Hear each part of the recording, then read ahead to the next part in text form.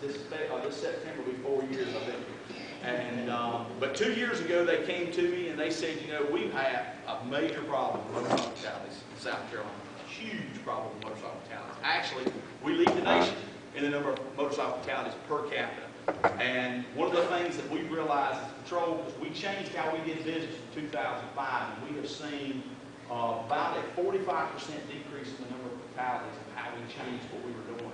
And they started hearing the same thing towards motorcycle education. They came to me and they said, if we give you a motorcycle, that's a stupid question, wasn't it? If we give you a motorcycle and give you all the equipment, will you take over all the education? Because my secondary role already as community relations officer for the patrol is public education. Anytime your business or anybody asks us to come out and do a talk, we're the ones that come do it. We're the ones that come do that teaching for them. So they decided to marry those two roles together.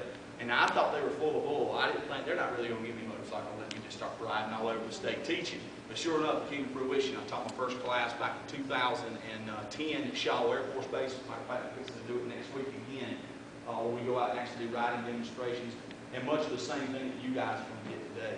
But it's something that I love to do. Education is extremely important to me. I love to ride. They were making fun of me because I was coming here today and couldn't ride with all my buddies this afternoon. They're all up somewhere around little Switzerland right now on their bikes riding, and I'm here. They said they were going to come by and make fun of me and give me the finger. We'll see. If that happens, I'm going to tell y'all soon. You know. A lot of information that I have today, every bit of the information I have today ultimately is about safety. You know, somebody said one time, a good teacher is a teacher who focuses on one thing. They focus on one thing and they bring it all into perspective that people can understand it. Well, we're focused on one thing today, and it's safety. That's what it's all about. And there's some things I'm going to tell you that are going to probably blow your mind. There's things that some of you are going to be scratching your head thinking at the end of this that I wouldn't believe that. I didn't think that's the way it was. Because there are tremendous misconceptions about motorcycling out there. There's tremendous misconceptions on why people die on motorcycles. And it's not what 99% of the people think. One of the biggest reasons that people think that people are dying on motorcycles is other cars out there. That's one of the biggest misconceptions that's going on. Last year, we had 105 motorcycle fatalities last year. Over 80 of those 105 motorcycle fatalities, the rider contributed to the crash. Everyone that I've gone to as an accident reconstructionist, when I would go out and actually investigate motorcycle collisions, when they specifically sent me out there, I've yet to see a motorcycle collision. Now they happen. You can't control like what happened up on Paris Bridge Road back on May the 19th. When a car crossed over and hit both the motorcyclists and killed them instantly at the wide intersection. You can't control that. You can't control a car coming up behind you and striking you from behind. Those are my two biggest fears riding. Somebody crossing over on me or somebody coming up from behind me and hitting me. That's the two biggest fears I have. But if you ride with due diligence and you're practicing all the different techniques, stuff that I'll talk about today, when I have vehicles pulling out in front of cars, I've never seen a collision of a vehicle pulled out in front of a car pulled out in front of a motorcycle. That motorcycle had been using the right techniques to not have prevented that collision. It happens. It happens just like that. They never slow down. I personally have not seen it take place in my career of the ones I've investigated. Now, like I say, the crossovers, rear-end collisions, there's not much you can do. You've got to be diligent enough to be looking in that area if they're coming. You want to try and get out of the way the quickest that you can. My job today and my goal today is not to teach any one of you guys to ride. Y'all all know how to ride. What it is to give you guys information on why people are dying and where they're dying and ways that you can get come about not being a victim or becoming a statistic. Now, I will say this. I love the opportunity to come talk to ABATE. I appreciate that opportunity. There's a huge misconception from the common public and other motorcyclists about ABATE. I've done a tremendous amount of research about you guys. I met with a bunch of them down at the State House this year when the first law, when they tried to push the law. Who was it? Was that a Greenville or Anderson that the guy tried to push the helmet law? Greenville, okay. I met with one of them. It was kind of a funny story. I really kind of, my sergeant about had a heart attack because my sergeant doesn't ride motorcycles. And he thinks everybody who has a motorcycle and is wearing a leather vest is a Hell's Angel. That's his opinion of motorcyclists. And we were down at the State House and they were there in droves. Motorcycles were there in droves. And if you know where the State House sits and you've got Gervais Street that runs on one side and Senate Street that runs on the other. And I can't remember, I can't think of the name of the road that runs all the way down. It doesn't matter. Anyway, the street that runs beside the State House. That morning when you look down there, there were motorcycles stacked in every place that you could put a car, there were like 6 motorcycles. Were you down there? Yeah. You look kind of familiar. You look familiar. I think you might have talked to me. I don't remember. But anyway, one of the guys come up to me and talked to me in the State House, but they were stacked all the way down from one end of Gervais all the way to the Senate, almost every level. They were everywhere. And he came down, and I was in the State House, and I was there for the kickoff of Special Olympics that day. We were doing Special Olympics kickoff. And I said, what are y'all doing down here? Well, no, actually, I'm sorry. He asked me, he said, where's the bathroom? I said, what? I said, well, where's the bathroom? I said, I work here. He goes, you got a uniform on, you're in the State House. I said, I'm trooper, man. I said, I'm down here with somebody. I said, what are you here for? He starts talking to me about the health law and what's going on, and he's going on and on about that. And I told him, okay, so we already got a law, we don't need anything else. And when we kind of had a banter back and forth for just a minute, I said, well, I'll tell you what though, man. I said, y'all got bigger things to worry about. He's like, what you talking about? I said, all the Harleys parked out there on the street. I said, DHEC's going to be here to milk that oil leak because y'all are environmental concerns. And my sergeant, I swear, my sergeant looked like he wet his pants when I said that. Because there was some crazy looking guys down there. But no, I rid pretty much every type of motorcycle. I started off riding, like I say, an old Honda 360T. Then I got big in sport bikes when I was in the Marine Corps. That's probably a given. I was out in California, did a lot of riding out in California. After I got out of the Marine Corps, my first wife, my wife did pass away about 3 years ago from breast cancer. But my first wife, I told her, my brother Jody, Dave's known me since I was just a tiny, tiny, tiny little fella. Probably scares him to know I'm carrying a gun. Especially the fact that he knows my brothers and he knows what they did. Most people don't care about me being a trooper. It's the fact that they know who my brothers are and they're like, oh my God. They let a Ryan carry a gun. They have lost their freaking minds. You know, that's what they're more concerned with. But I told my first wife I want to get a Harley, and she looked at me. She goes, I'm not riding on back with you. She says, if we buy one, we buy two. So we did, and we're going to talk about that in just a second. We got in on that Harley craze in the mid-1990s when it was going ballistic. It was going crazy. People were having to wait 9 months. Some people were waiting 2 years to get a Harley if you wanted to buy one at cost. And I know you. Didn't I used to see you at the Harley shop all the time? I thought so. I thought that was you. I was pretty sure it was. I used to talk to you. I used to talk to you pretty regularly, didn't I? I thought so. I thought that was you. But we got into that thing where we would go buy a Harley, and the minute we had 2 come in, we'd order 2 more. And we'd ride them for 6, 8 months.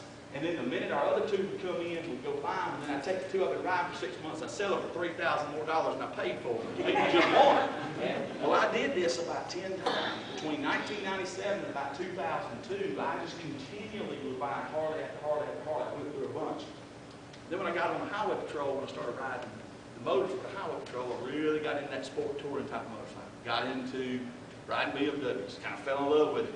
Got that sport bike bug going with me again. Started scratching an itch. In the meantime, I started racing motorcycles. I rode race sport bikes all the time. I was in Mid-Ohio 2 weeks ago. I just got back from Ohio when I saw you. Yeah, I just got back from Mid-Ohio when me and Dave planned this here just a couple weeks ago. But kind of went away. My wife stayed with the Harley thing, but I kind of went away from the Harley thing and got into sport touring bikes, and that's what I still ride. I still ride a BMW, a BMW K12 GT, and I have a Ducati Hyper Motard. I got a couple dirt bikes that I ride with my boys and all that. But my wife, if you go back, for those of you who remember when the 100th anniversary of Harley Davidson came out, they had that book, the magazine came out. My wife's actually featured in it. And if you go in there, she was the principal at Jesse Bobo Elementary School, and for the children, she told them, all of you guys read so many of your accelerated reader points. I'll ride a motorcycle to school, and I'll go pick up the assistant principal, and brought the assistant principal to school. Of course, I chewed her out, because she and the assistant principal went to school with no helmet on. And I said, you're setting a fine example. You know, I said, you are setting a fine example. But I'll never forget, and I'll kick off my PowerPoint. I'll never forget that magazine came in. Randall, or Goldie Cole called me. She said, magazines are in, I got you a stack. And I went up there and picked them up, and Mandy hadn't seen them yet. And I opened it, and if you knew my wife, she was the most conservative, God-fearing Christian woman you ever knew. Never heard her say a cuss word, never heard her say anything in my life that would even allude anybody that she would be thinking the wrong way. And I called her, I said, Mandy, I cannot believe what you said to the reporter in this magazine. She's like, what you talking about? I said, when they question you in there, and they question her in the magazine about what she thinks, and what she was truly saying was after battling cancer. You know, when you get out and ride and you smell the smells, whether it's good or bad, you know, you appreciate things totally different. But see, me being the husband I am, the smarter than I am, I told her, I said, It's got printed in here that you said you love being on the bike, just feeling the vibration between your legs riding down here. And she flipped out. She's like, oh my gosh. She's like, I need the editor's number. We got to pull that right now. So, I'm always cutting up with them. But we're going to have some different views. I know some of you guys believe in wearing helmets. Some of you guys don't. I understand that y'all aren't against it or for it so much as you're about making your own decisions. I realize that. I'm not here to make any arguments with anybody. I want to make sure you understand that. There was a time that I rode without a helmet. There was a time I was one of the ones that made all the justifications for why you should wear a helmet. Then I missed work for 12 weeks when I had a helmet on out of a crash and spent several days in ICU because my head hit the ground so hard I didn't know who I was for about 4 days. I've never really been without a helmet. That's my choice. We don't have a helmet, and this is all I'm just going to say about the helmet law. We don't have a helmet law in the store. But right now, that's the end of the story. You know, we don't have one. We do encourage people to wear helmets. But if you have any questions, go ahead. Thank you. We do have one. We do have one for people under 21. Right. Anybody with permits or anybody underage. Right. And well, you know, even on a permit, you don't have to wear one on permit. You don't have to have one on permit. As long as you're over 21 years old, you don't have to wear one. We will not enforce it for that. So, any questions at all while I'm going through this, please stop me. I will answer to the best of my ability. First thing I just want to go through is our mission statement. The mission of the South Carolina Highway Patrol provides equitable service and protection to uphold the laws and the Constitution of the United States and the South Carolina in order to promote a safe and secure environment for the public. I don't want to read the rest of that. Let me just go ahead and break it down to you real quick. The Highway Patrol's job is to save people's lives. That's it. That's all we're here for. We're not here to racket. We're not here to write tickets just to make money. I'm going to tell you one huge misconception about Highway Patrol. Not one dime of any ticket we write comes back to the Highway Patrol. Not one dime. Every bit of it comes to the county, comes to the sheriff's office, comes to the county government in the county that we wrote them in. The only money that we ever get is if we charge somebody with DUI. $25 out of that $1,000, $1,100 DUI ticket goes to fund another Highway Patrol class. That's the only time we get any money. All right, talking about motorcycles and motorcycle growth. One of the things that we saw in early 2001, 2005, like we were talking about just a little bit ago, motorcycle growth exploded, especially here in South Carolina. It just took off. Harley-Davidson is what pushed it. Harley-Davidson went crazy back in that time period. From about 97 up to 2005, you saw it almost double. I mean, the numbers just went through the roof. But the irony was that the middle-aged consumers were the ones that were the biggest reason for why they started growing. It has continued to grow. Why do you think it's grown now? That's right. Gas and economy, but it's not Harley's. You look at Harley stock, their stock's down. They're struggling still, trying to stay on top of everything. Go look at the scooter market. Go look at the moped market. Now, we're not talking liquor sales. We're talking true. I've always wanted to do a commercial. I've always wanted to take a bunch of people on Harleys, riding their Harleys down the road, and say, this is you before a DUI. And then take a bunch of them, put them on Toho's moped, and say, this is you after a DUI. Any questions? You know, I've always thought that was so purpose. But unfortunately, I spun it to the Highway Patrol, and they said that'd be a copyright infringement because of the this is your brain on drugs. Remember old Peter Paul? Old tall Paul. That little cracked me up. I'm sitting there one day at the Harley shop talking to him. Any of y'all know Peter Paul? Yeah, he's a big old tall rascal. You know it? Old tall Paul over there got all the old Harleys and all that, lives off of Hampton Road over on Holly Springs Road. Anyway, he's just a big old tall rascal, real lanky, and I was talking to him one day at the Harley shop. And when you talk to him, you got to be ready to be there because he's tall, real slow. And I'm looking at him talking to him one time, talking about drugs, and he's like, I smoked a lot of marijuana in my life, and it didn't affect me. Come on, get that, Paul. But, all right, this is one of the first things that'll probably shock you. We studied 114 motorcycle fatalities in South Carolina. Of those 114, 103 of those were male riders. 83 of them, the rider was at fault, contributed to that accident. 74 of those 114 were not wearing a helmet. Just so you know, last year out of 105 motorcycle fatalities, 81 of them were not wearing a helmet in South Carolina last year. 87 of them contributed to the wreck. Of those 114 we studied, 62 were speed related, 17 were alcohol related, and that's something I will never understand. It's hard enough to drive a car drunk. Not that I've done that. But I'm just saying, I quit drinking a long time. I quit drinking when I was in the Marine Corps. You know, we were having a discussion at church last week about drinking and that the Bible really say you're not supposed to drink. It really never does. It says all kinds of stuff about anything in excess, ultimately. And I told him, I said, drinking will make you gay too if you're not careful. And because I was giving him a hard time, because really I quit drinking 20 years ago when I was in the Marine Corps, because I woke up one morning and they said, hey, you kissed such and such last night. One of my best friends, it was a guy, I ain't never drank since. So it definitely affects your judgment. Say judgment's the first thing to go. He wasn't a good-looking guy, much less good. This is the kicker. Average age of fails are at 41 years old. This group right here, for the most part. I see one or two. How old are you? You're looking a little bit young, 28. You don't fall into that mix. You're just below it, but there are those few that do. It's not what people think. Big misconception. Motorcycle crashes. Yes, a lot of sport bike riders have motorcycle crashes, but they don't die. They don't die. They look like Power Rangers. They wear all their leathers. They wear helmets. Very rarely do you see one, young one, especially on sport bikes. Now, every once in a while you see a knucklehead in his shorts, in his flip-flops and T-shirts and all that, riding their sport bikes that, organ donors at that point in time, I've seen many of them grinding toes, grinding all kinds of things on. I saw a guy, I don't think I'll offend anybody in here. I hope I don't. If I do, let me apologize ahead of time. And I don't want to, but I stopped the guy one time. Are you recording this right now? You might want to shut it off for just 1 second. I'll let you turn it back on. You'll have to. But I stopped this fella one day going down the road. He was flying on a sport bike, had on full leathers, no helmet. Helmet was strapped to the side of his bike. But now he was flying. He was just like going like blood tarnation down the road. And I stopped and I walked up to him. I told him, need to see the light. I was on my motor. I said, need to see the license registration. He handed it to me. And I looked at him and said, what you look like? And he's like, what? I said, wearing your leathers and all that, not putting on. He's like, what? I said, you look like a man's getting ready to have sex and you put your condom on and cut the end of it off. I said, that's what you look like. And, but it served its purpose and it clicked. He put his helmet on after that, though, But my thing is, if you're going to go out there and take chances like that, you need to make sure. I hope I didn't offend any ladies, but I'm just getting the point across. But the average age is 41 years old, and I'm going to tell you why. You're really not necessarily a prime example, but you're a pretty good example.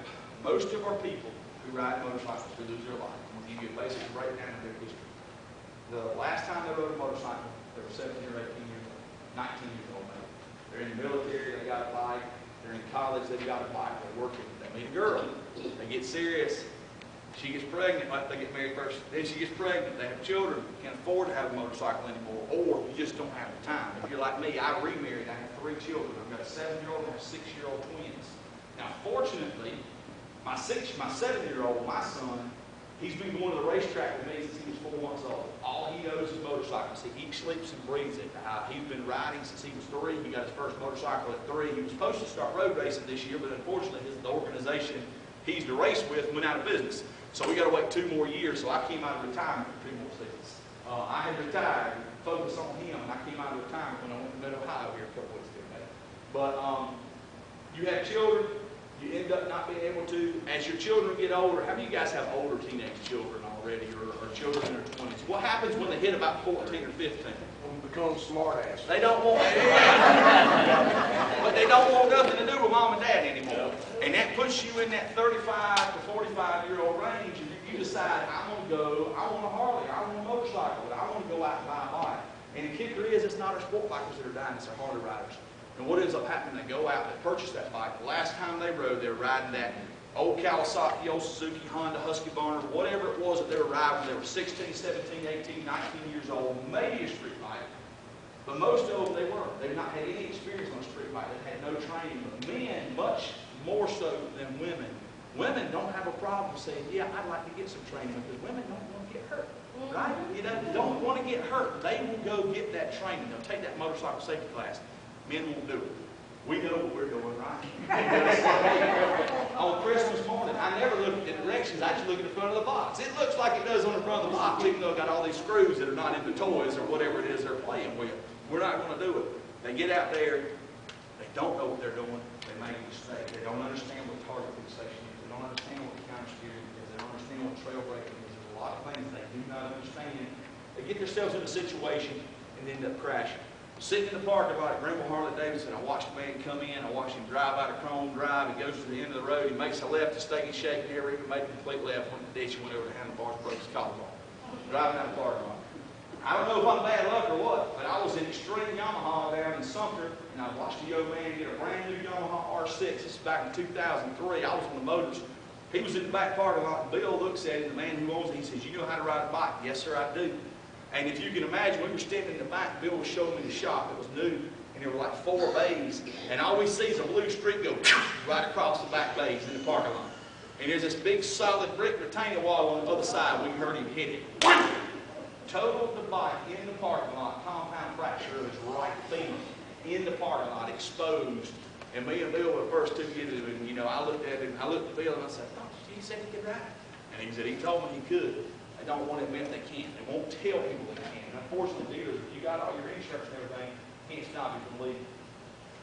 But you can stop me anytime you have any questions, please. Major causes of crashes. Number 1, lack of basic riding skills, not understanding the bikes. Number 2, fail to appreciate the limitations of the motorcycle. Harley's maybe, sport bikes, no. I have to go down and say it's fail to understand your own personal limitations on sport bikes. Harleys have limitations. If you don't believe it, go to Caesar's Head and see what happens to your foot pegs when you start going up.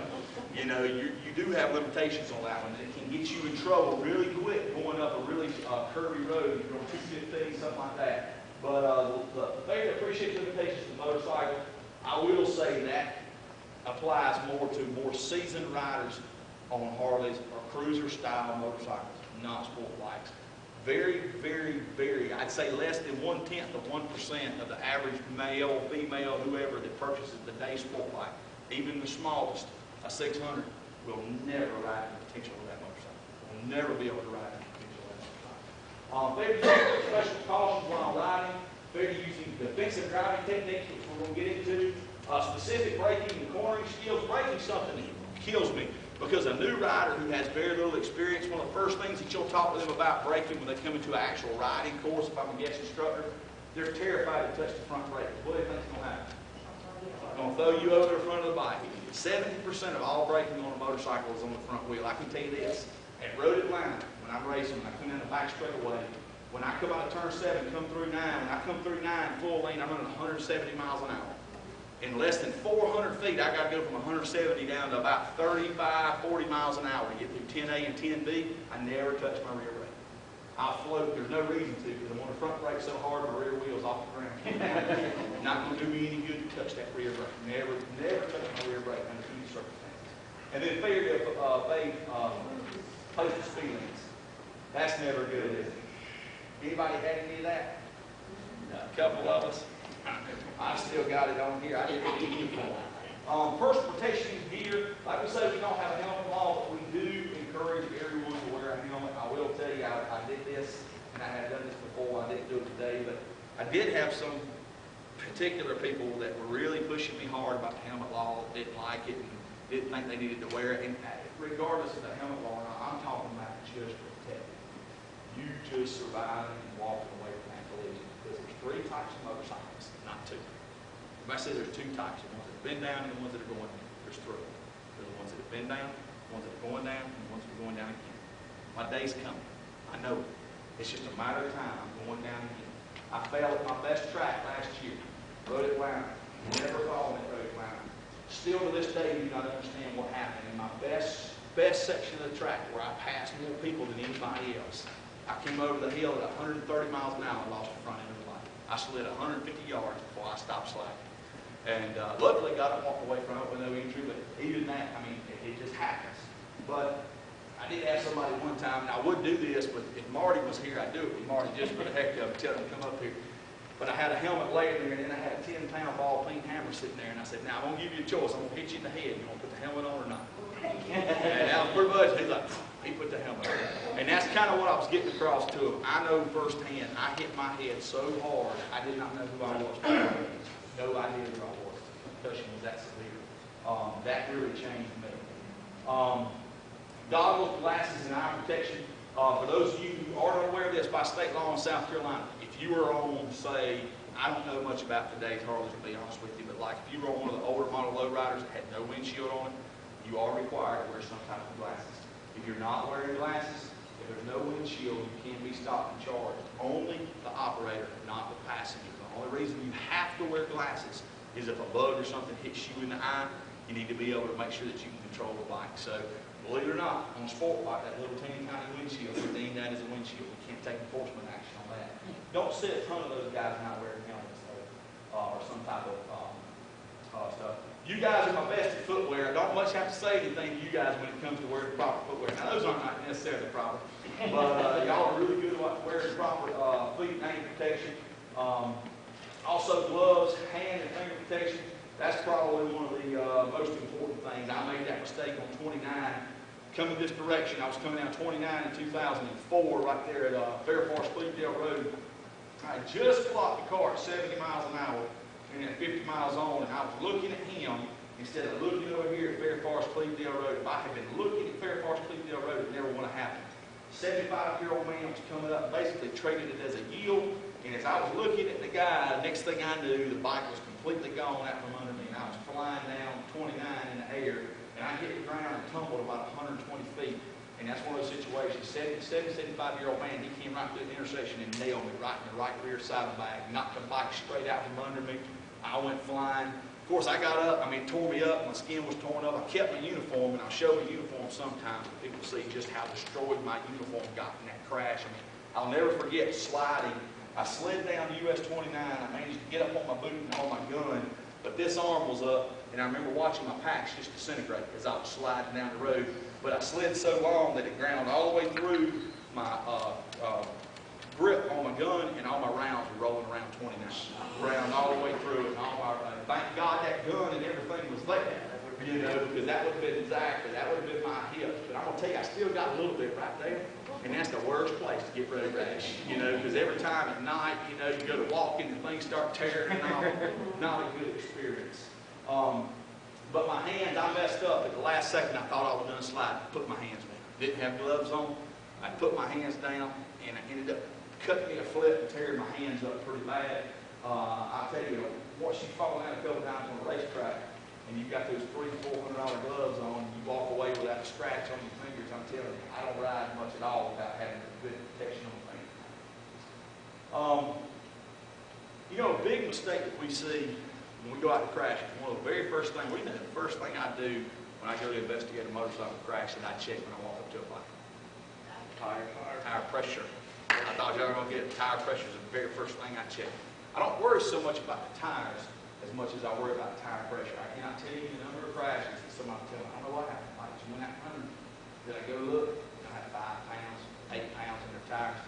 Pre-ride inspection is, I don't care if you rode the day before. Every morning when I got on my bike for highway patrol, before I came here today, it took me 3 extra seconds to check the air pressure in my tires.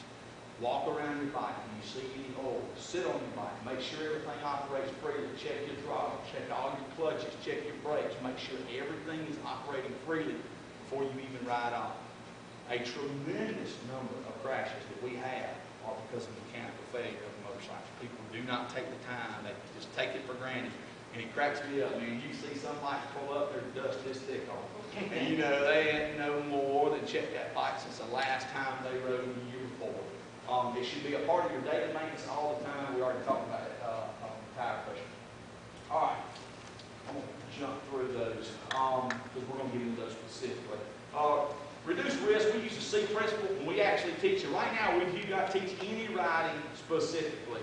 I'm trying, and we're working really hard. North Carolina has first ride. West Virginia has first ride, and Virginia has ride safe that's being taught by the highway patrol in all those states. We are trying to get that here. The biggest problem is funding, getting the money for us, and then also getting the coverage, because when we go out there and start to teach you to ride, who's the first person you're going to see when you fall over?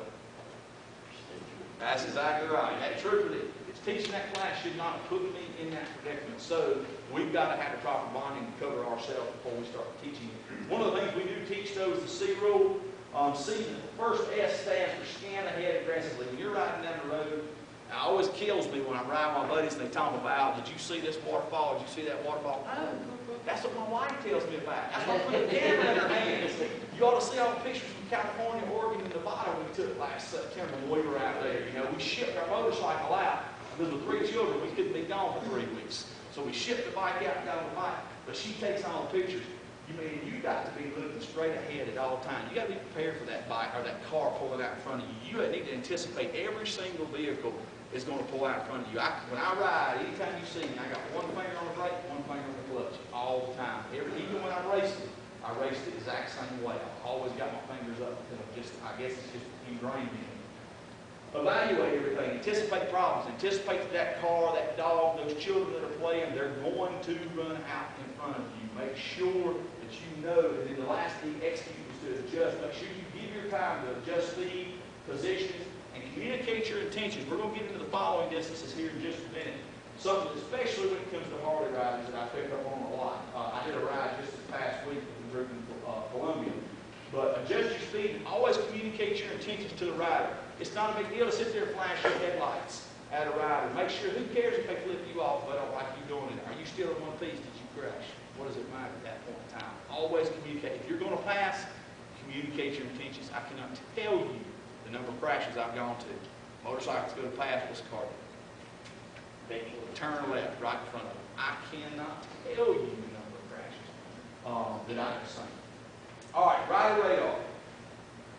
We teach the 2-second rule, 4-second, and 12-second rule. 2-second rule is the following distance. What we have found on a motorcycle, you don't need the same amount of distance that you need in a car. In a car, we teach 3 seconds. You need to give yourself 3 seconds following distance. And basically, all you're looking for, you're driving down the road, you see a telephone pole, and that bike goes past that telephone pole, count 1001, 1002. Now, I never spend a tremendous amount of time on this, but last week I did a ride with the South Carolina National Guard and the Army down at Fort Jackson. I talked with them. And I started watching them ride. And I had done this talk with them beforehand, and apparently they didn't pick up on what I was talking about. So I started doing some quick math on the way down the road. At 60 miles per hour, at 2 seconds, you need 176 foot between the bike in front of you. 176 feet. Now, a football field is 300 feet long. So you basically need over half the distance of a football field for you to be able to properly react and get stopped. I've seen 20 bikes before on a poker run within 176 feet. I saw that the other day. I saw it today coming here. I'm going down the interstate, saw a line of about 10 Harleys going down the interstate. There wasn't 75, 80 feet between every single one of them. If one goes down, that's when we see the domino effect. They're all going down. And I'm going to explain why. If something happens, and you have to look at everything, let me jump back just a second. The 4-second rule, that's your immediate path of travel. One thing that motorcyclists make a big mistake of, you can imagine that light that I'm looking at on the wall with the motorcycle in front of me. How many of you guys like being behind a motorcycle and watching good, smooth motorcycles ride behind us? How many of you guys like to see that? I love it. That's freaking poetry in motion, man. I love it. I love to see a really good, smooth rider ride. But you know what happens? You focus on that rider. You focus on everything that rider's doing. And that rider makes a mistake, where are you going? You're going the exact same place that rider goes. You're going straight into him. That rider, how many of you guys were in the military? Anybody in the military here? A few of you in the military. You'll probably remember this. When you went out to the rifle range and they were teaching you to shoot, and you look down on range, I was a primary marksmanship instructor when I was in the Marine Corps. One of the hardest things we did to teach young Marines how to shoot was make them understand, when you look through your sights, you should not see that sight down there. You should see your rear sight and your front sight aligned and centered in a straight line. And that sight way out in front of you should be blurred. If you can see it, you don't have your sight alignment correct. If you're looking at that target, when you fire, you're going to miss a target because your sight alignment is off. If you're looking at that rider in front of you when you're riding down the road, and something goes wrong, same thing, you're going to miss the target. You're going to miss that 4-second rule of this. You got to see that immediate path of travel all the time. You need to see another 176 feet beyond at 60 miles per hour where that bike is. So you need to be looking down the road, 330 feet down the road at all times, so you know, is there a dog in the road? Is there a piece of gravel, or not gravel, excuse me, is there a piece of tire, a gate, or something like that in the roadway, so you can take plans. They may knock the crap out of it, but you know what? If you're looking at them and they hit it, guess what you're going to do? You're going to hit it. You're going to target fixate. You're going to go straight into it. And then the last part of that rule is 12 seconds. That's looking as far as you can. If you're coming into a curve and the entrance part of that curve, the apex of that curve is 3 seconds ahead, you need to be looking 3 seconds ahead. That road should be coming to you. In the moment that road opens up, you need to be looking all the way out there too and scanning what's going on, what could potentially be a threat to me when I get on down the road. One of the things I see more than any, and watch, when y'all go on rides, and I know y'all do benefit runs all the time, watch the people in front of you. The people you're sitting here right now, you'll see them doing this. They're looking around, they turn around, looking at their wife going down the road, just having a conversation, not even looking at where they're going. And we see it all the time. I got something to say about that. Yeah. You go in the room, there's a bunch of you, and you 12 seconds behind somebody. Mm-hmm. Do you not think a car that's coming up, when that one motorcycle goes by, Yep. they don't see the other ones and pull out in front if we're not riding close? It's not worth the risk versus reward. Not worth it. Even if the car gets in between you, it's not worth the risk versus reward. I'm not saying it gets between us, I'm talking about pulling out in front of it, because they think the bikes is done gone, so they're Right, going line. but that goes right back. But now this is the thing. 176 feet is 2 seconds. As soon as that light goes by the time they look back, it's already a second past. There you are. It's not as much distance. It doesn't take as much time as you think. It doesn't give them. What I'm saying is, they stop, and they look down the road, they see bikes coming. Right. But when that one bike goes by, they just And it's automatically think that's it, they can go. And they will. Some people don't look back. But this is the problem that you have. Let's crunch you all up. Let's put y'all, 10 of you, within 176 feet. Let's take that same car who doesn't understand depth perception to start with, pulls out in front of that first bike, and that first bike's doing everything they're supposed to do. They get on their brakes, they use threshold braking, and they get slowed down. What about the other 9 that are within that 176 threshold? And everyone will pile up. Risk versus reward. But I'd much rather have a wreck with bikes going at the same speed than to come to a complete I stop. don't ever want to have a wreck. That No, I don't goes want to have a wreck. See, that goes back to you. See, that's the thing is, I mean, really, you've got to take multiple principles and apply all of them. Let me step back. Well, I understand what you're saying, but you've got to apply multiple principles. Your first principle, your 2-second following distance, you got that. Your second principle is your immediate path of travel, where you're traveling. You're looking beyond that bike in front of you because you're not focusing. Your third principle is you're looking at your rider radar. As you're looking 12 seconds down the road, you see that car started pulling out. So you're already, instead of having 176 feet between you and the bike in front of you, you've already dropped back to about 200, 225 until you clear because that car's sitting there. Riding is your responsibility. You got to keep yourself alive. I've not yet ever seen a motorcycle kill a person. I've seen many motorcycles kill themselves. I've never seen a motorcycle kill a person. I argue, I'm a motorcyclist man at heart. I will argue till I am 6 feet under that a motorcycle has never killed anyone. Well, that's true too, but we've always, we leave here and go to Columbia or something, everybody will say, ride close. Yeah, and that's, that's the thing. And you do it, and because unfortunately, there is a perception that because you're on something smaller, you can get stopped. But let me just tell you, this young lady right here is leading the pack on our way to Greer right now. She's going down the road. She's applying all the principles.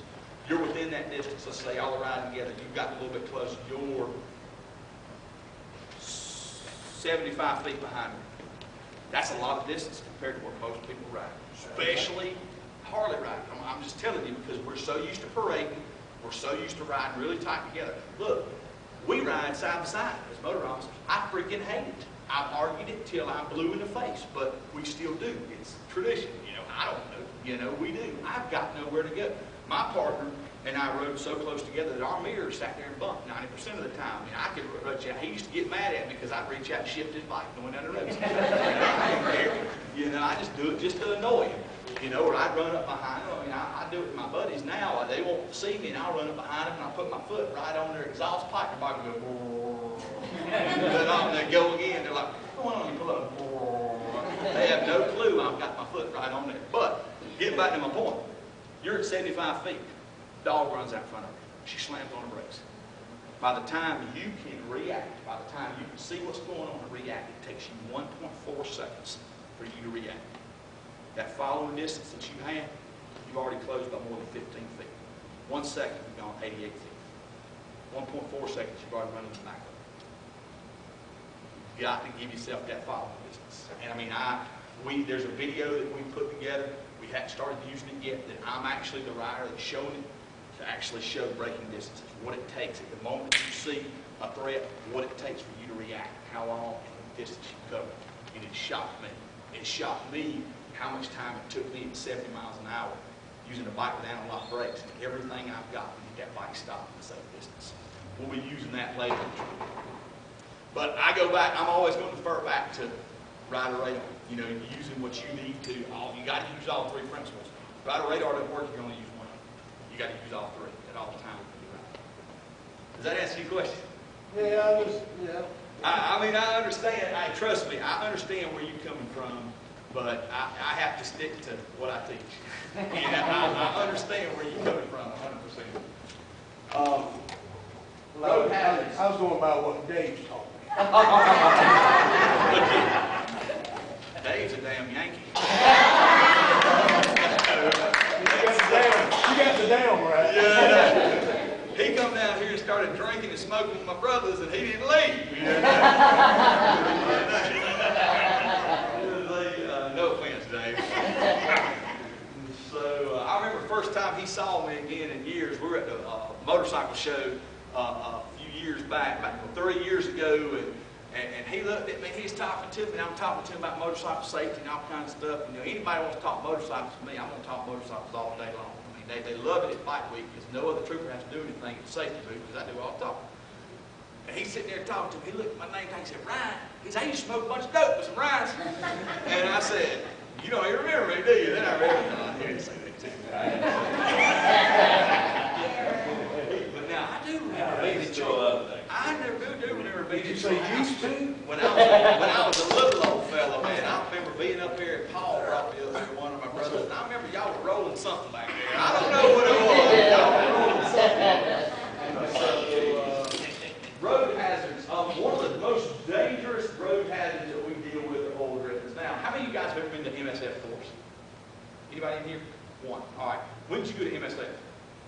About 3 years ago. Where did they teach you to ride in the lane at MSF? You remember? Actually, no, because I ride on the back with my husband. Okay. I don't ride myself anymore. MSF now teaches, they don't teach you left or right. They teach you just to ride in the middle of the lane. Now, I'm not sitting here saying that's right and that's wrong, but I'm telling you right now, I'm not going to do it, because if you ever watch it right after fresh rain and you see all that oil rolling up on there, that's not where I want to be. Especially, you know, I want to give myself, me personally, if this is the line, this little crack here, if that's the yellow line, my handlebar is almost over it, because I want to see past every car and I want to see what's going on. I want to see what's coming. I want to be able to react. And I want to give myself all that room over here. Over here, I may not give myself any room to react. There's sometimes breaking in a straight line, you can break in a little bit of an angle and you can give yourself more distance because you're taking it at an angle that you have to break. A lot of people don't. I'm big into riding to the left-hand side of the road. I like to be over, being able to see all the time. Loose sand, gravel, things like that, you're going to deal with when you're riding. I was riding with one of my closest friends here not too long ago. It's been probably about 6 months ago. We came to a turn, and I tell you, boy, we were coming off a pin hook up off of 215, and he hit some gravel. And normally I tell people just ride through it. You know, because what people typically do is what? Break. They hit it, they go down.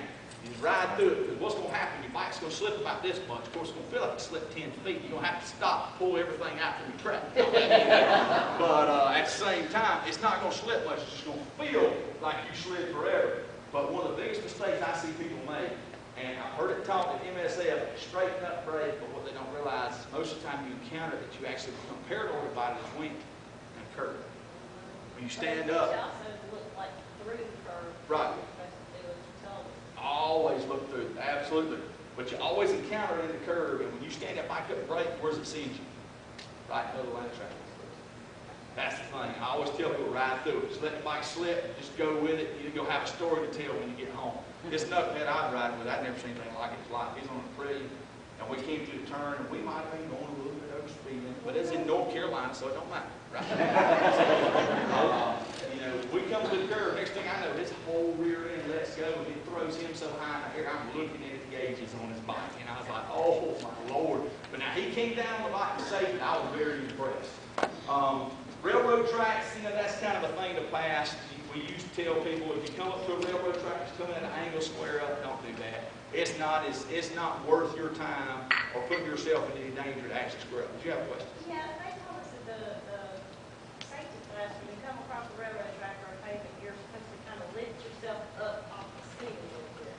Don't know why they said that, but you're just, I guess, Just roll over. that's Just what like that. that's what they teach us, kind of lift yourself up. Your off the railroad skin. track's that wide. You got two of them. If that bike slips, it's going to slip that much. You going to feel it? Yeah. It's going to feel like it slipped that much? Yeah. You're going to be fine. What happens when people panic and they feel like they slam on the brakes really hard when they get on and ends up sliding and then falling over most of the time.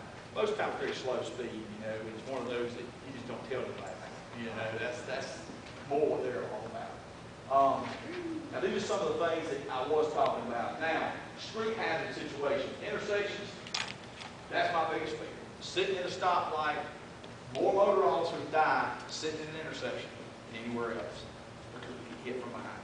Cars come up, not paying attention, and drive right in the rear of us. That is my greatest fear as a motorcyclist, even more so than somebody crossing over. Now, I know when it comes right down to reaction time and closing distances, am I really going to be able to react when somebody crosses over? Probably not. Probably not going to happen. But somebody coming up behind me, that's something that scares me to death. It terrifies me. I'm constantly, I will go off in a ditch. I will go anywhere to keep from being hit from behind. Anytime you're sitting at a stoplight, don't be worried about if that stoplight's going to turn green. Constantly scan those mirrors. Once you got a couple cars behind you, probably in pretty safe shape. You take a heck of a hit to knock somebody into you at that point in time. Driveways, neighborhood streets. I love to ride in the mountains. If it's a straight road, forget it. I'm not going to ride it. I don't want nothing to do with it. I will go 50 miles out of my way to ride on a 10-mile curvy road to ride on the interstate for 50 miles. I just cannot stand being on a straight road. However, especially in areas like this, most of your curvy roads have driveway after driveway after driveway. One place that I used to love to go ride was on Altamont. If y'all are familiar with Altamont, it goes across Paris Mountain. If you've ever gone from one side to the other, from whatever that road is, State Park Road, all the way over to 276, there's probably 300-400 driveways you're going to pass going up through there. It's a very, very dangerous road. You're opening yourself up because when you go up roads like that, there's so many blind curves, real easy to come around. Plus, you got a lot of these bicyclists out there, and I've almost stuck my headlight through a couple of bicyclists rear end up on the watershed a couple of times. So, road construction are always hazards you need to pay attention to. If you ever go out and ride in California, get ready because there's so much road construction that takes place out in California, it's a nightmare. I've never been stopped so many times in my life when we were out there. Night riding. I hate riding at night. I don't know any of you in here, but me personally, I cannot stand riding a motorcycle at night. I do not have good night vision. I think it opens you up because people cannot judge depth perception on a motorcycle at night even versus a car. So bigger chance of them pulling out in front of you. So you need to up everything. All your other rules, your 4-second, your 12-second are the same. Your 2-second rule, you want to bump it on up to about 3 seconds when you're looking at following distance. Say again? Bambi. Oh, gosh. And if Bambi runs out, she's going to have a bad day because I'm just holding on. I'm going to ride right through her. Yeah. Hey, you know, I worked a wreck back in 2007. Y'all appreciate this. I was up on the northern end of Spartanburg County. A gentleman riding down the road on his Harley. Got his radio on, everybody's just chilling. His wife's on the back. He's got one of those little, like, sissy bars in between him and his wife. He's riding down the road, and a deer comes running out, and he jumps just up above your place, Jay, on Paris Bridge. Jumps, hits the rider, goes between the rider, the handlebars, and the passenger, takes him off the bike. He lands on top of the deer, and he gets up, and his bike's still going down the road, and his wife's just to holler up, "Was that you? Was that you? Did that happen too?" I knew. I was that. So that is you. I was sitting there wondering. Weren't you like a police officer up in New York or something? No, I'm sorry. That's right. Hey, I tell that story all the time. I say it's the craziest freaking thing I ever seen in my life. Because I remember talking to you because you just had like a little cut on your head, right? But didn't she break a leg or something like that? No, I spent my gun on. Because I just remember, I'm like, man, what you been smoking? That ain't I couldn't believe it. I tell that story all the time. But anyway, well, that's cool, hey. some of the mistakes that are made, improper load. A lot of people don't have any experience riding a motorcycle, but the first thing they do when somebody rides up on a new motorcycle, what's somebody say? Take me for a ride. They don't know how to ride themselves. And then a passenger gets on the back of it. Sandy Bryant, love her to death. She's my first grade teacher. She's my fifth grade teacher. She dated one of my brothers, Joe. Matter of fact, dated one of my brothers. All my brothers are a lot older. I was a mistake. My daddy was 49 when I was born. And, you know, I was a mistake. I was not supposed to happen. But I came up to Holly Springs, Montlow Elementary one day. She still teaches up there. And she said, I want to ride. And now I could ride. And I was on my Harley. And I was like, okay. So we're coming down the road. And we go to this left-hander where it just kind of bears off to the left. And I went to the left. And she goes, and on a 7-8 foot Softail, you don't want somebody counterbalance in that bike when you lean to the left. You know, that bike got to dancing and doing all kinds of things. And you know, some people would have thought I was doing things I wasn't supposed to be doing. My elementary school teacher at that point in time, the way that bike was shaking and weaving. But, you know, that's one thing. We see a tremendous number of crashes where they got on the bike, they've never ridden before, never had a passenger on the bike, don't understand the differences. They go down, unfortunately. And we did have 2 females last year lost their life as passengers on the back of motorcycles. Exceeding the speed limit, as always, is going to give you a lot less time to react. We've already talked about alcohol and drug consumption. And one thing I've already said, judgment's the very first thing that's affected when you consume alcohol. So you'll think about doing things a lot quicker than otherwise. Other rider mistakes. Oops, let me go back. Fatigue and drowsiness. How many of you guys have ever done a iron butt ride? Anybody? Anybody done 1,000 miles in 24 hours in here? A couple of you have done them. I did. I was supposed to do a 50cc in 2009, but my riding partner, 50cc, you go from Jacksonville, Florida to San Diego, California in 50 hours. You got to go from here to Junction, Texas the first day. You spend 18 hours on the bike, 1,260 miles. You got to do the other 1,260 the second day from Junction, Texas on to San Diego, California. I don't care what anybody says. I'll argue till I'm blue in the face, that ain't safe. There's no possible way. I've done 1,390 miles on a motorcycle in one day. It's the most I've ever done in one day. I spent 18 hours total on the motorcycle. When I was coming through Asheville that night, I can't even remember it. I can't remember it. I cannot remember from Asheville all the way back to Spartanburg. Nothing at all. I cannot remember. We had left out the other side of Kansas that day, and we were tired, and we were just like, let's go home. And boy, we turned some big numbers. And I'll tell you that, because again, we were in another state. So, emotions. Getting in a fight with your wife, getting in a fight with your boyfriend, even getting in a fight with your kids or somebody else, argument, let's just have to cool down. Because first thing you do, especially men, not so much women, I do defend you women a good bit, I promise. Not so much women, but men especially, we allow our emotions to translate right here. And we get out there and just doing crazy stuff. Next thing you know, you got your mind on something else, a car pulls out in front of you, you don't have time to react, and you end up striking the car and getting hurt. And then obviously we've already talked about that, riding to the limit, aggressive riding. Whether that's your limits or the limit of the motorcycle, either one of those, however you want to call it. Risk management. Identify your own dangers and risk areas. Where are things that you could improve? I want to tell you right now, I don't know how many of you guys have ever taken a riding class. Some of you guys have probably been riding longer than I've been alive, just to be honest with you. I'm 38 years old. There's some of you guys, I'm sure, that have been riding longer than I've been alive. But I'll tell you this, every opportunity I have to go to a riding school, I go. If you go with an open mind, they will teach you something, I promise. Even myself, as much time as I log on a motorcycle now, I mean, I've done a tremendous amount of time on the track. I'm an instructor for WERA and CCS. I go out and actually instruct them. They have schools where we're teaching people to get their road race licenses. But every opportunity I get, I encourage people, like I said, identify your area. What do I need help on? It may be something as simple as left-hand turns, right-hand turns, because you know the fact is, and every one of you in here probably will agree with me if you're honest with this, you're better at one or the other. You can go out there and turn to the left just like that. You can't turn to the right with the crap. Or vice versa. You can turn to the right.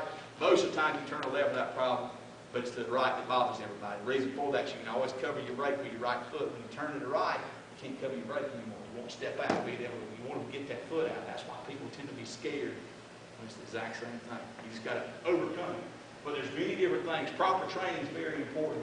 Very fortunate here. Now, I know, anybody in here, who rode the Honda? You, what kind of Honda you rode? Well, we got one person in here that rides a Honda. Anybody in here ride any type of sport touring bike whatsoever? One. You got, you got an ST. That's right. We got one very intelligent man in here. No. But you have, you got a really great opportunity here. There's only 2 BMW motorhead schools in the entire nation. One's right here over on 101. The other one's out in California. It's one of the best schools you'll ever go to. You might have to put on a mask or something so people won't see you on a BMW and you go riding in school. But I'm telling you, they will teach you things at that school that are not worth it. I'm not soliciting for them. By no means am I soliciting for them. It is just a tremendous school. They've got really good riders, really good instructors that teach you a tremendous amount. A little pricey, but it's a great opportunity. Obviously, wear all your proper safety equipment, riding within your own personal limits, and then always ride defensively. All right, this maybe we all have to ask me some questions. South Carolina motorcycle law. Rider must possess a Class M endorsement. That's something that we pull our hair out over in South Carolina, because I can't tell you the number of people that die in this state that have nothing but a permit. About 60–70% of our riders only have permits that die. That's probably this year. Yeah, that's what it's looking like. One of the things I'm trying to do, and I shouldn't really even say this, but with Dave being here, I feel like I'm amongst friends. You know, I mean, heck, he smoked up with my brother. How much better can you get than that? Yeah. Mom, help me get my phone.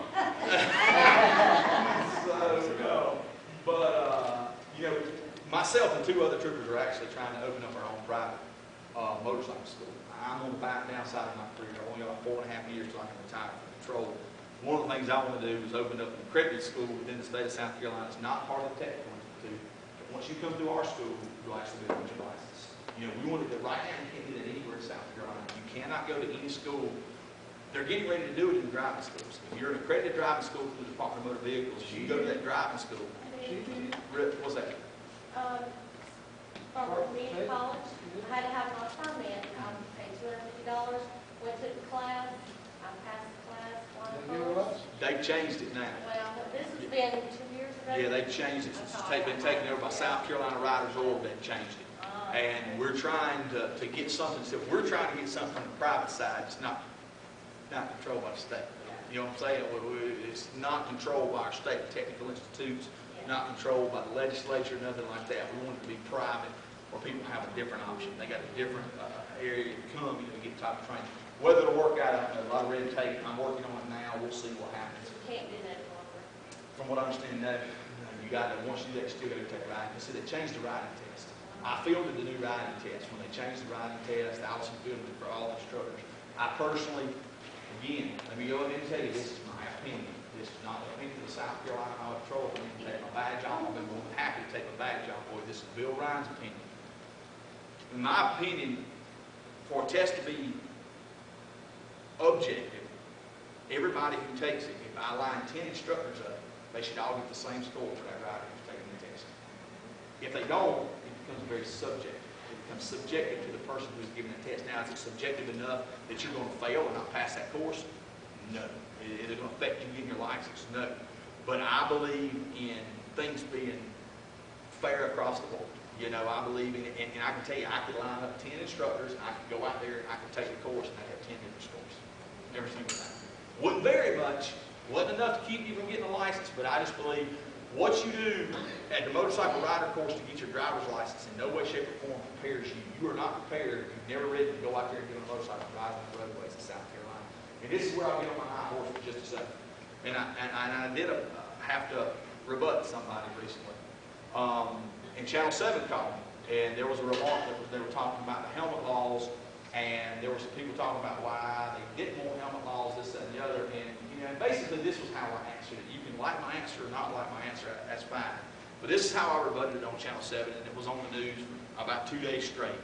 I said, you know, being a motorcyclist, riding is something that you have to learn. It's not something that you're going to get on the motorcycle and go out there and everything be second nature.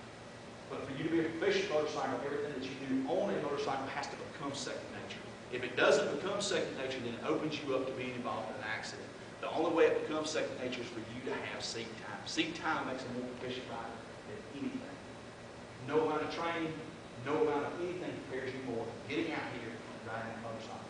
But between that time that you become that super efficient rider, you have got to limit. You've got to bring down that chance of you being injured. And that's when I was saying that's why we push the helmet so much like we do. Because we realize if you crash, what the likelihood of you dying if you're not wearing a helmet. And we also realize that those new riders are the ones that we see a higher percentage of crashes than anybody else. And that's one of the things with me that I always go back to.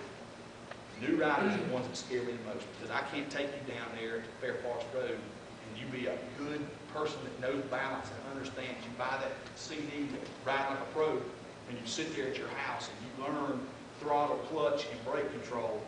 And once you learn that, you'd be amazed what you can make a motorcycle do. Blow your mind. But just because you can get out there in the parking lot, ride a circle, and get through a cone course, don't mean you're ready to go out here and ride with 2,000, 3,000, 4,000 pound cars. Anyway, always have to burn a headlight when you're on a motorcycle, daytime or nighttime. Don't know why anybody would. Most of the time when I encounter somebody who's not done their headlight, they didn't realize it. They've either built a custom light that they got to flip a switch for their light to come on, or they just got a blown light or fuse or something like that. Riders and passengers. Daytime, fire, low beam. You don't mind it. I don't care. If it was me, I'd be riding high beam. I'm just going to tell you. Clay Kitchen, we went to one of these with Clay Kitchen. Mm-hmm. Oh yeah. He says high beam makes you in a mirror, or somebody's pulling out from the road makes you look closer than, farther away than what you are. There's a lot of debate on that. There's a lot of debate. And during the day, during at night, I want to ride low beam. And during the day, I'm going to give myself the best opportunity to be seen. I default back to your responsibility as a rider. I default back to you being able to pay attention for that car that's going to be pulling out in front of you. Low beam, many bikes on a low beam, you will not see that bike during the daytime. I run, and I mean, I don't have a problem. It's not illegal. Those oscillating headlight that you see oscillating. Clay and I went to motor school together. Clay was my partner. That was one I was talking about, that we rode together all the time. He's one who's the customer for always shifting his bike to go down the road. And that's what I was talking about. But riders, you already know that under 21 must have a helmet on you. That's the biggest thing I ride at Harley Bike Week. No helmet under 21. That's the biggest thing I write tickets for. Now, second bike week, we won't even talk about that. That's, I wrote 336 tickets in 1 week at the second bike week. Anyway, and then no more than 2 abreast. And now this is something that a lot of people don't realize. When y'all ride together, where you start, if Dave's the lead bike, Dave's wife's second bike, you're the third bike, you're the fourth bike, that's the way you finish. You don't get there and Dave's the first bike, she's the second bike. You cannot pass within your own lane. By statute, that is improper passing. Even though you can ride 2 abreast, they cannot go in front of you. Once where you start is how you're supposed to finish it. We see a lot of people changing lanes, and at Bike Week, that's one of the things we enforce. That's about the only time we enforce it at Bike Week, because the number of people that unfortunately lose their life down there and crashes. It's so easy for people to shift over, but you are not supposed to pass in the same lane in South Carolina. Conclusion, things to think about. Number 1, motorcycle choice for those that are riding. It drives me insane that my 15-year-old, I don't have a 15-year-old, my 15-year-old son, if he wanted to, could go out there, get his motorcycle license, go down there, buy him a brand new Hayabusa, do a little bit of changing on it. I could literally, in 30 minutes in our shop, I could have a bike that run 213 miles an hour on the street. No training, no nothing. I believe in graduated licensing as much as anybody. Europe is probably one of the best countries that we can follow suit in. They do have graduated licensing over there. You have to ride a 250. Notice we don't even have 250s. We just had 250 Ninjas come back the last couple of years. But you go, you get your license, you ride 250 so long, then you go take the test. And you move up to a 500. You ride 500 so long, you take the test. And you bump up to a 600. And you bump up to 750. And you bump up to unlimited. They outnumber us 10 to 1, motorcycles on the road in Europe. We outnumber them in the number of fatalities. Not even by capita. We outnumber them by the number of fatalities, not by percentage. Across the nation, we got more fatalities. Utilize proper protection at all times. Remember the pre-ride inspections. Always check your bike, make sure everything's right, functioning properly.